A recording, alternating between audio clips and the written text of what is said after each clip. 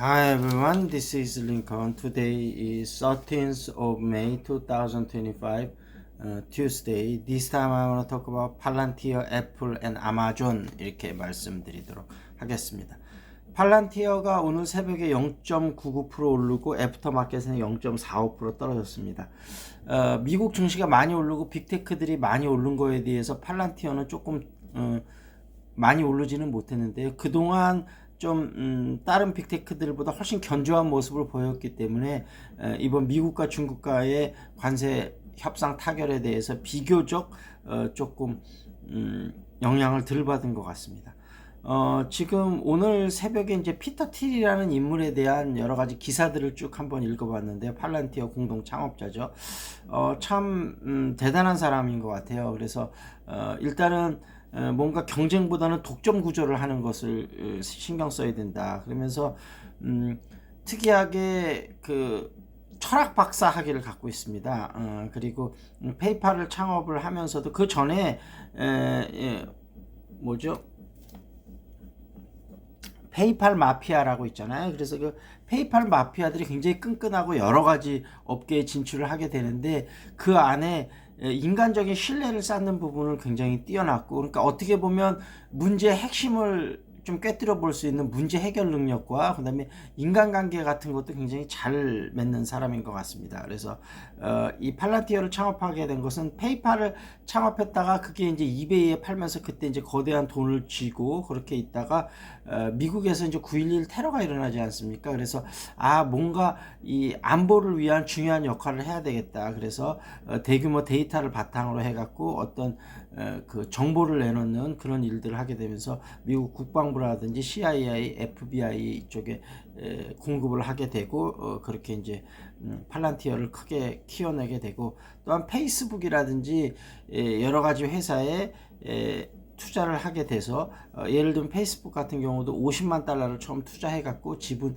10.61%인가요? 이 정도를 얻어내고 지금까지도 이사로 활동을 하고 있다고 합니다. 그래서 어찌됐든 피터 틸에 대한 좀 공부를 해보시면 팔란티어라는 회사에 대해서 조금 더 잘 아실 수 있을 것 같다, 이런 생각이 듭니다. 그리고 이제 애플은 새벽에 6.31% 급등했습니다. 그리고 애프터 마켓에서는 0.24% 살짝 하락했고요. 가을에 있는 신제품 출시에서 아마 가격 인상을 좀 할 것으로 예상이 됩니다. 미국과 중국은 지금 115% 정도 관세를 다운시켜서 중국은 미국에 수출할 때 30%, 미국은 중국에 수출할 때 10% 일단 관세를 하기로 했고요. 나머지 추 90일 동안의 세부적인 내용은 좀 더 협상하기로 했습니다. 그리고 아마존도 8.07% 좀 급등했습니다. 그리고 애프터마켓은 0.09% 좀 떨어졌는데요. 아마 이번에 트럼프가 이런 물론 이제 그 협상은 스콧 베센트가 했습니다만 이런 위기의 심각성을 깨달은 게 도널드 트럼프도 지금 한 1주, 2주 전쯤에 왜 그 이제 유통업자들하고 만나서 이야기를 하면서 앞으로 6월 달부터는 매대가 텅텅 빌 수도 있다. 그렇게 되면 미국 국민들의 그 분노 게이지가 엄청나게 올라가겠죠. 그래서 이번 관세 정책의 전쟁의 심각성을 좀 트럼프도 많이 깨달지 않았나 얘기를 하면서 그런 부분들을 좀 볼 수 있을 것 같고요.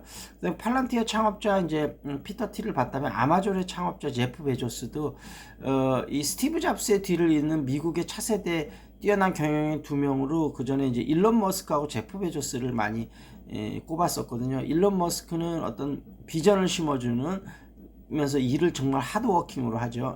그런 사람이고, 제프 베조스는 냉혹한 현실 인식을 바탕으로 해서 아주 뭐라 그럴까요? 사업을 뛰어나게 이끄는 것으로 유명한데요. 그래서 아마존이 처음에 작업할 때 처음에 인터넷으로 책을 팔지 않았습니까? 그래서 계속 20년 이상 적자가 날 때 그 당시 월가에서 유명했던 말 중에 하나가 과연 아마존은 에버 네버 그 흑자로 턴어라운드 될 수 있을까 이랬는데, 결국은 그렇게 넓은 고객 베이스를 확보한 다음에 이제 그 사람들이 이제 20대에서 30대로 변하면서 장난감을 이제 맞벌이니까 바쁘니까 장난감 시간도 살 거 없습니다. 그래서 도서를 구입하는 사람들한테 장난감 카탈로그를 보내서 장난감을 판매하면서 흑자로 돌아서면서 지금처럼 아마존이 여러 가지 물건을 파는 그런 형태로 됐는데, 이 제프 베조스는 이런 이념으로 유명합니다.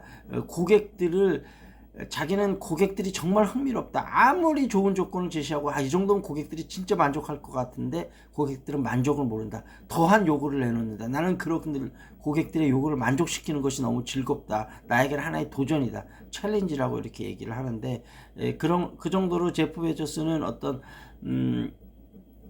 보통 사람 같으면 낙담할 거 아니야. 회사에서 이 정도 서비스를 줬는데 고객이 또 만족을 못해 이러는데, 그것을 오히려 하나의 재미난 도전으로 받아들이는 그런 제프 베조스, 천상 사업가적인 뛰어난 마인드를 가졌다 이렇게 생각이 됩니다. 어찌됐든 그런 형태에서 이런 최고 경영자들을 좀 잘 연구해 보시면 이 기업을 투자하시는데 여러 가지 좀 아이디어를 얻을 수 있지 않을까 생각이 됩니다. 자, 이 정도에서 마무리 짓겠습니다.